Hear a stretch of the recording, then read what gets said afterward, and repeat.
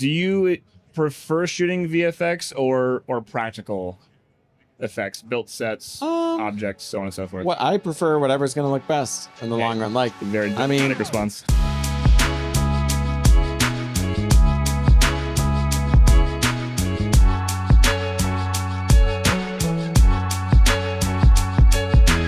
So we're here today at the League of Filmmakers booth, sponsored by Blackmagic Design. So a big shout out and thank you to them very much. I'm joined by William Hellmuth, the spectacular DP and director. And how's your NAB going so far? Yeah, thanks. Glad to be here, and the NAB has been great. I mean, I've gotten to see a lot of people. For me, NAB is all about just like meeting people, keeping in touch with people that I already know. There are people who I work with or just friends from all around the country. And this is kind of like the one time of the year I can kind of see them all and touch base. So it's a great time. That's awesome. How often do you meet people at NAB and then discover like, oh, we're both from the same area? And then you're like, That's actually happened like several times. I remember like, I think it was my first time at NAB, and I like struck up a conversation with a guy, and we were talking about lenses, and like, we'd been talking for like 20 minutes, and it was like, where are you from? I'm from Southern California. Oh, me too. And then like we realized like we're both in Orange County, didn't live that far from each other, had a ton of mutual friends. That's awesome. And yeah, there we go. Yeah, I literally had that happen in Barcelona one time. I had a fellow artist that I met, hit it off with, started talking about where we're both from. Like, oh yeah, the States. Oh yeah, Southern California. Oh, Glendale. We were literally at 2 blocks from each other. That's incredible. And Barcelona's wild. Had to fly to the other side of the world to make the connection. Wow. Yeah, that's great. So, I guess let's talk about the process and the philosophy of filmmaking, and sort of how. First of all, how did you come into the world of filmmaking? Sort of for some context of like where your headspace is at and how you sort of arrived where you are. Yeah. I've always wanted to make movies. I don't have like an entry point where one day I realize like, oh, this is what I want to do. I just, there isn't a time that I can remember when I didn't want to make movies. So, and I grew up in New Mexico, and no one in my family was in the business or anything. I would just watch movies and think like, that's what I want to do. My mom would have like a home video handy cam, and I'd ask like, can I play with the camera? Like, it's just always what I wanted to do. And then my entry point was more just in high school, beginning to be more serious about like making movies with my friends that were actual stories, and they were really silly, but still like we were still like making stuff. And then from there, I went out to college in California, to Biola University, to study filmmaking. And that was really, I just stayed, and just kept at it. So that was a while back. But yeah, I mean, I've always been just really in love with movies. Like even still to this day, there's something about, whether I'm at home or in a theater, there's nothing more exciting to me than watching a good movie where I just am not only transported, but emotionally moved and touched in a way. And like, like they've just been a really positive, life-changing force in my life. And I just want to make them. Do you agree with the sentiment that in order to make a really, really good movie, you just have to love movies enough? I think it's, I'm watching a Tarantino quote, but he says something like that. I mean, I think like, I guess like theoretically, I can imagine someone knowing how to make a good movie without, even though they don't love movies, but I can't imagine just the amount of work it takes and the amount of like intentionality and focus. I can't imagine that you could actually get there unless you didn't just love movies. So yeah, I mean, I would say ultimately that's something I would agree with. I mean, and then there are animators like Miyazaki who, make these wonderful Ghibli family fun films, and then he's like in the back of his office smoking a cigarette and being like, "Oh, filmmaking is pain, life is miserable. What have I wasted my life?" So you never. I was gonna joke. They're always like the anomalies, right? Like that's sometimes I think it's like those exceptions that prove the rule, because like we find that interesting and funny because it's different, right? Yeah. And like if that was something that was more common, then I think like we wouldn't find it interesting. But like it is fascinating.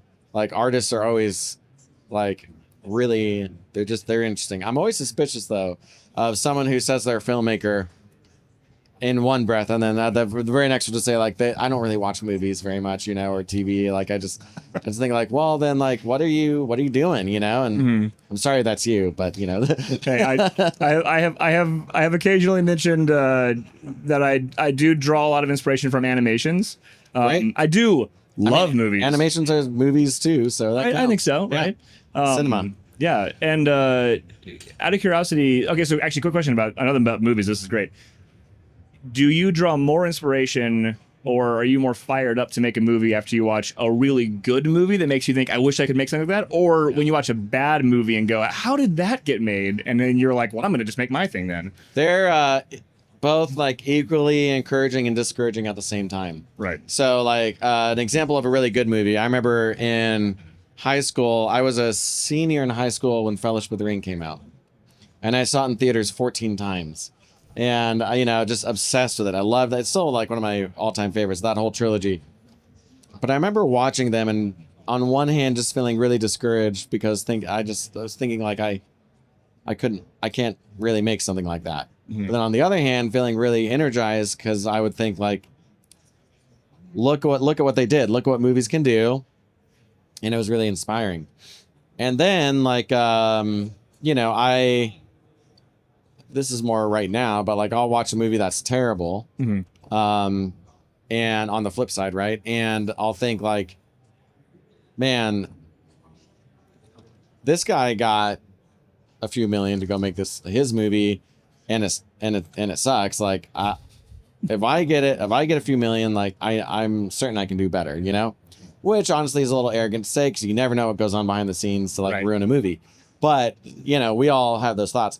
But then at the same time, I'll also get really discouraged because I think, okay, like, I've got a few features I've been pitching for a while that have great proof of concepts attached and very strong scripts. As a DP, I read a lot of scripts. So like, I know when a script's good. Mm-hmm. And I'm struggling to pull together 300 or 500,000, like, I mean, it's just impossible. Meanwhile, I'll see some movie that just has like the laziest script writing possible, bad acting, really lazy directing. And I just think like, man, this guy just took this like $15 million budget and just blew it, and so then I'll get kind of like, bitter and like, it's not fair. Then, I think that's something to resist. Obviously. I think like the thing to take away from both a good movie and a bad movie is that positive angle. Like you want to be inspired by good movies, and then if there's something that is like not good, find a way to be inspired by that as well. And I think like that's kind of my overall philosophy of life is like, think about like, is this belief I have helping me? If it's not, then like toss it out of there. Right. Yeah. I noticed that you do sci-fi. You've got some heavy VFX and CGI stuff going on in your films. Generally speaking, I'm always curious about what that's like for another DP who also is really into sci-fi and how you sort of bridge the gap of filming for a VFX shot. That's going to be that way. If you have, do you know a bunch about the VFX process? Do you have a VFX guy on set? Right. Generally speaking, how do you bridge the uncanny valley gap? Yeah, I mean, it's always different. Every project, it's like, if I can, I try to build as much of it, bake as much of it into the image as possible. Mm-hmm. So that means talking with the VFX guy and thinking like, okay, for the background of this shot, can we use a projector or a screen or something so we can just get it in camera? Other than that, though, sometimes like there might be some concept art I can look at, so I kind of know generally what it is I'm going to be lighting for. So the VFX soup on set is always a must, just to know like, there are things that I might never think about that they look at and they say, oh, this, hot spot right here is going to give us problems, and it's like, oh, well, okay. And then I take that down or whatever. And But a lot of it, honestly, boils down to imagination. I've done like I shot this short with Terry Crews and Zach King called Stranded 3. It's up on YouTube, and like we did this whole scene inside of a Jeep where we had a process trailer out in the desert, filming them, you know, driving along, and then the very end of that scene takes place inside of still in the desert, but inside like an archaeology camp, like a dig site with tents all around and people walking around, and they get out of the Jeep. For a number of reasons, we had to film just the very end of that scene on a green screen. Okay. Before we filmed the rest of it on the process trailer, and before we even filmed anything in the desert. And like I didn't even know what desert we were going to be filming at, or like time of day, before or after, or anything. So I just kind of had to think like, okay, knowing like how I might light outside on a bright sunny day when there's no shade or anything like that, you know, in the desert, knowing like how I would have to push light into a car. I'm going to try to replicate that here on set. And I did. And it was actually kind of funny because prior to the VFX, like the final comp, all the stuff happening where the background got put in, I was actually kind of worried because I looked at it and I thought, man, I'm not sure this makes sense. There's this hard light coming in from over here and everything, you know. But like when it was all done, you can't really tell the VFX part from the real part. That's awesome. Because in real life, you know, and also helped that when we got to the location, I'd already shot the green screen. So I thought, all right, like, how did I like that? I'm going to try to make this look similar to that also. Right. There's a lot of this, like, you have to use imagination, a little bit of creativity. And like, I did another thing just a few months ago in North Carolina where it was volume work, which is a type of VFX shooting. Right. And it will be invisible. We shot a scene with this girl. This is this guy and this girl at a stream in the wilderness. And the girl is like coming up, walking. She's not coming out of the stream. She was like soaking her feet in the stream. And she's walking up to the guy. And we're filming all this in this real location. And then she takes off her wig. She's wearing a wig. It's a plot twist. And she's bald. Spoiler alert. Yeah, And then she walks, and then she puts it back on and walks over and sits down. And he sits next to her, and they had this whole dialogue scene there. We shot that entire scene, except for the exact moment where she takes off the wig. So I had to recreate this shot that I shot out in the woods, but now in a volume, and get the lighting to match and everything like that, you know. And that was just a lot of like nitpicking, kind of like looking at the shot that we got out there, looking at the volume, and like back and forth until we got it right. But I mean, it was crazy. VFX, like, it's always a new challenge. Like no one project is the same. Do you prefer shooting VFX or practical effects, built sets, objects, so on and so forth? What I prefer, whatever's going to look best in the long run. Like, very diplomatic response. I'm not a practical effects like enthusiast. Okay. You know, like, are they fun? Yeah, of course they're fun. But like sometimes they don't look realistic. You know, like it's I really want what's going to work best. And so, like if I know, but I mean, what I do like is however we do it, making sure that it is like planned out and that the cinematography is informed by the effects. So if it's a practical effect, that might mean like, you know, I'm going to plan lighting cues to kind of, you know, correspond to that. And as a digital, if it's not practical, then I'm going to basically do the same thing. Like, all right, well, I know that we're planning to, animate this stuff in post. And so I'm going to do X, Y, Z, you know, and I don't know, it's both are fine. Sometimes there is something about the practical though, getting it in camera that I like, because then it means I'm more like the crafter of the image. Right. So, but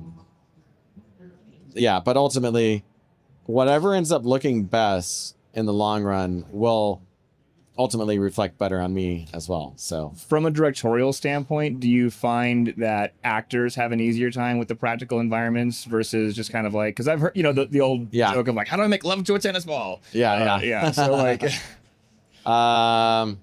Yeah, I mean, maybe they love tennis balls. I don't know. But yeah, I think I think actors do have an easier time in a practical environment. They have things to play off of. But also, like, this is their job, to act and put themselves into an environment and a character, use their imaginations, just like I do when I'm a DP and I'm lighting something right for VFX. I believe in, like, I really think, like, it's good to have a lot of faith in your actors. Like, yeah, set them up for success, give them everything that they need, but sometimes, like, it's going to be best for them to, they're just going to have to use their imagination, like, Yeah. And I think, like, a good director is going to be able to put them in the right kind of headspace where they don't feel like they're just sitting in a green room. Right. But it's like, but they're connecting to whatever the human element is there. Yeah.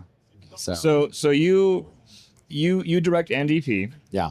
and you started as a DP and moved into directing, or vice versa? Kind of both. Like, I came out here to direct, and I started directing, back in 2007. Did a web series that was pretty successful for its time. 2008 web series. Those, like, pretty low. Shot on like an HVX, Panasonic. Yeah, those little guys. And just directed a few short films, and I was starting to get hired to direct a few things here and there as well. And then when I quit my job, I used to work for a company doing national park films, and I quit that in 2015, and that's when I switched to cinematography, because I'd been behind the camera shooting nature footage and stuff like that, and I thought, well, I mean, I know how to do this. I know, I know cameras, I know framing, and I taught myself lighting, and I kind of just walked away from directing because I thought, like, cinematography was a lot of fun. When I had a downset as a DP, it was like one of the most fun days I'd ever had. Right. I was able to walk away and not worry about the project. It was great. And then after a few years of doing that, I just caught the bug again. I started wanting to direct again. Okay. So I made a short film. It's called Alone. It got picked up by Dust. And I think you got a short on Dust too, right? Yeah. So we're Dust brothers. We're Dust buddies. But, Dust buddies. But yeah, so yeah, and it had a great run on Dust. It was really successful, and might be going into production on the future version of that short this year as well. If all goes according to plan, who knows? But yeah, so that's the and then since doing that short, I just kind of like I've just started, like, I just fell in love with the directing again. I mean, I love working with actors. It's probably one of my favorite parts. I love building scenes. I love just everything about it. Like there's something about being able to collaborate with everyone, and kind of like the way I look at it is, like, I am setting the foundation and letting every individual artist express themselves and build from that foundation. And as long as we're all building off that same foundation, like, and I'm empowering every artist, whether that's the production designer, DP, actors, makeup, everyone, to kind of express themselves, what they see in that story, then I'm going to end up with something that's this really, like, rich and vibrant product that feels lived in and real. And that's kind of my whole directing philosophy there. And I love it. So I just kind of, I've been doing that, and I've been aimed less at, like, oh, I want to go get, like, jobs directing, and more at, I'm trying to make meaningful films that resonate with people. Yeah. And then trying to kind of, between my DP work, get out there and pitch movies and see if I can get something made that can kind of get out there a little bit more. So as someone that straddles that line between directing and DPing, when it comes to the director-DP relationship, which I often say is a sacred bond, has has your opinion or experience or the depth of the appreciation of that relationship changed in any way as you are a person who does both those things? Yeah, the funny thing is, so I directed something a couple years ago. It was for a nonprofit, and I hired a DP, and she was great. What's funny is, as a DP, there are like things we kind of make fun of directors for, like this stupid request. We do. No, No one ever makes we fun do of make fun of any reason. But like there's like the just classic, like they'll block the actors and you're just thinking like, why would you block them this way? We're outdoors and it's gonna be flat, the sun's right on them, it's harsh, or like yeah, it was just really funny because we started joking around, this DP and I kept doing the director things. All right. And she would like point it out. She'd be like, "You're being a director," and I was like, "Oh my gosh, you're right. This is really funny." But like, like there's just something like, yeah, it's just funny. Like as soon as I like handed over that deep, because I also have done a like for my short film, my sci-fi short, I directed and DP'd that. Oh, okay. But as soon as I hand the DP reins over to somebody else, I feel like I just forget everything about like cinematography. It's kind of funny. Like, and that's good though, because that means that you're ideally not micromanaging, right? Because I've definitely been in that situation where a director is like, I need you, you're the DP, and then on set he's like, put the camera exactly this height, use this lens, do exactly this, move this way, and I'm like, you could have hired a cam op. Yeah, exactly. I mean, and that's why like when I'm directing a DP, like there are times when I will be specific about like, here's the visuals I need, but ultimately what I want to do is what I always want to do is empower them. I know my best work is when a director trusts me and just kind of hands me the reins and lets me run with it. And so that's what I want to do with a DP when I'm collaborating with them as a director. Right. So like, like my goal is always to give them, again, like that foundation analogy. Like I want to design a space for them, whether that's like the house or the set or whatever that we're shooting at. I want to design a space and like blocking or just like structure a scene in a way that I know is gonna be like a launching point for them. Right. Where like I know that this can look really good just because the way it's been designed, and now the DP, if I kind of loosen the reins a bit, can take this and push it even further than I had initially thought or intended. Right. So, right. That's also tricky too, because like I'm a DP, and when I hire a DP, I try to hire someone who I know is like at least as good as me, right? Right. Right. As good as me isn't the right way to say it. I would say, whose work I enjoy as much as my own, right? Because cinematography is so like, we all have different voices and strengths as artists. Yeah. And we're all going to resonate differently with different people's work. Right. And so like, that's what it is. I want to find a DP that when I look at their work, it resonates with me kind of on the same level as my own work resonates with myself, and maybe at an even deeper level, So you do enjoy your own work. I do enjoy what? Your own work. Yeah, I do. Yeah. So some people are like, oh, I can't look at once I'm done, I can't. And I'm like, oh, it's okay to like your own work. I do. Yeah. I mean, that's why I make it. Yeah. If I didn't start liking my own work a couple years into doing what I do, then because I didn't like it at first. Okay. But if I didn't like my own work, then I'd give up. Like what am I even doing? Right. Like, right. You're stupid. So yeah. Yeah, I've definitely had that thing happen where I'll shoot something that to me, I'm like, this is the best thing I've shot. And I'm looking at it and I'm thinking like, okay, but I don't want to stop growing. Yeah. I like this so much that I will force myself to watch it over and over and over and over. I refer to it as filling my eyes, like you're filling your stomach. Like I'll fill my eyes with it so that I can move past it and then do better next time. Otherwise, I'm looking at it like, have I arrived? Is this it? Yeah. You never want to arrive. You're done, man. You can't get into there's no more growth from here. Yeah, you maxed. Yeah. What is Cinemaxing? But yeah. But yeah, that is good. Like I try to do that myself. Like when I look at my work, even if I love it, I'll think like, but like there's always a critique. Literally always improve. So like what are the areas, however small they might be, like what a big thing that helped me with that was early on in my career seeking out advice from more experienced DPs. Yeah, that'll knock you down real quick. Oh yeah, and I like some of it was just sending it to people and they would give me feedback.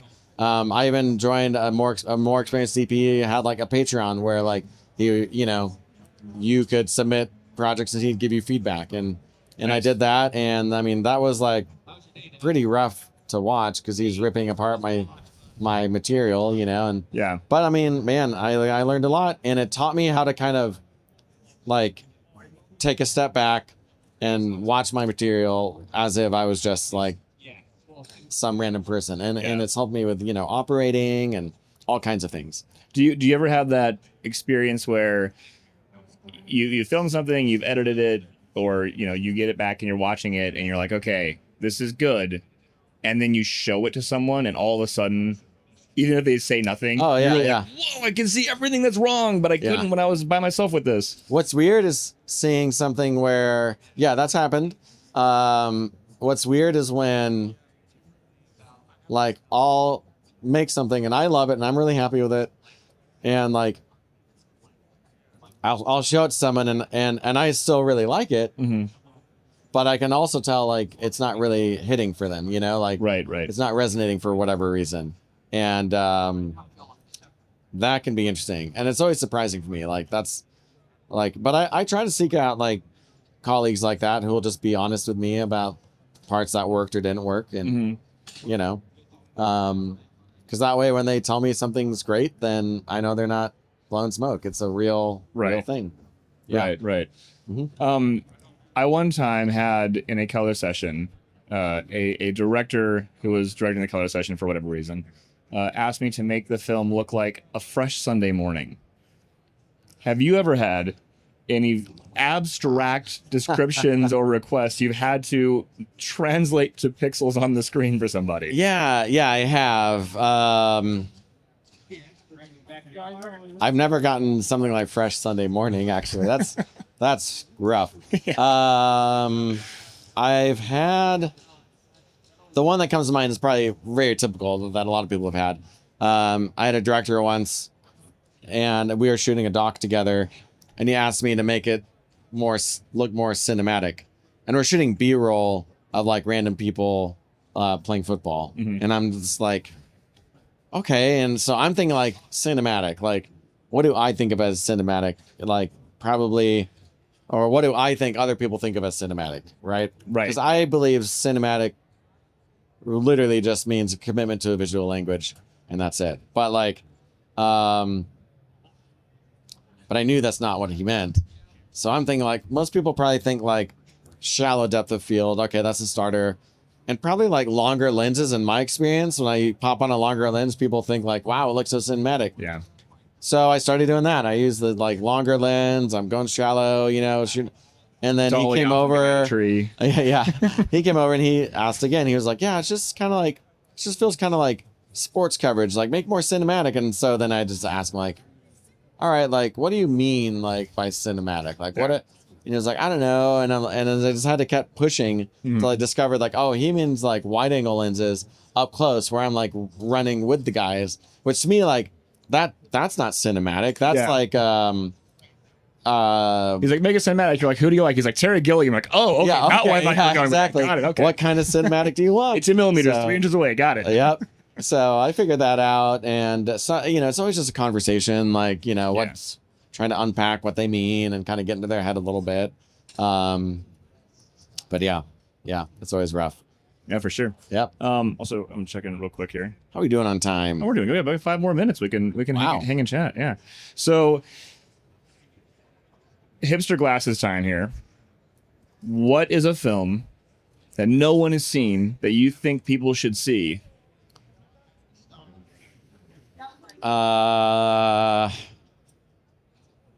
That no one has seen? Man. You passed the test earlier when we were off screen. I asked you if you saw The Fall, and you were like, yeah. And I was like, oh, I'm gonna. But is The Fall something no one has seen? I guess, don't know. Wow, really? Yeah. Okay. I mean, The Fall is great. I feel like maybe this isn't a no one has seen movie, but it's more recent. Train Dreams that just came out. was crazy about that. I movie. haven't seen Train Dreams, Okay. but I need to. I keep hearing good things. Yeah, Train Dreams is one of the best movies I've seen in a long time. Beautiful movie. I call it.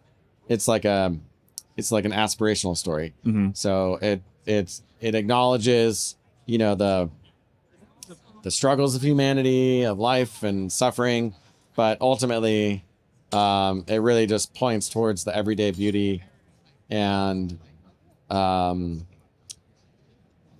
profundity, I guess, of That's of probably the accurate. most Yeah. of a seemingly normal life and or unremarkable life. Mm. And I mean, I just loved it. I've seen it 3 times, and it's just I just it's a movie that's going to stick with me probably my whole life. And great acting, great directing, great cinematography, great soundtrack, like just everything is.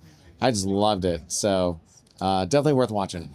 Okay. What movie have you seen more than any other movie? Because you say you saw Lord of the Rings 14 times, and That's that what one it 3 is. times. It's Fellowship of the Ring, or the Okay. Lord of the Rings trilogy in general. But like Fellowship of the Ring, probably, basically, like I just kept getting older as the movies came out, right? So Right. I saw Two Towers 9 times in theaters, and Return of the King 7 times in theaters. That's so diminishing something returns. counts. Yeah, exactly. Return of the King is probably my favorite of the 3, but We had stuff to do at that point. yeah, exactly. Yeah, I'm in Yeah. college, Yeah. But the Lord of the Rings trilogy, if I see that as one movie, like easily, that's what I've seen more than anything else in my life. So I think my 17 consecutive viewings of Starship Troopers was definitely when I was in middle school over the summer. You got nothing else to do. Nothing else to do. Yep, that's great. Just step into our binge session. I love it. I definitely feel that. Question about your camera's workflow, so on and so forth. Do you have obviously my viewers know that I'm a huge Blackmagic fan, and my whole process is resolved. So I am biased, and I'll give you that heads up that I am biased.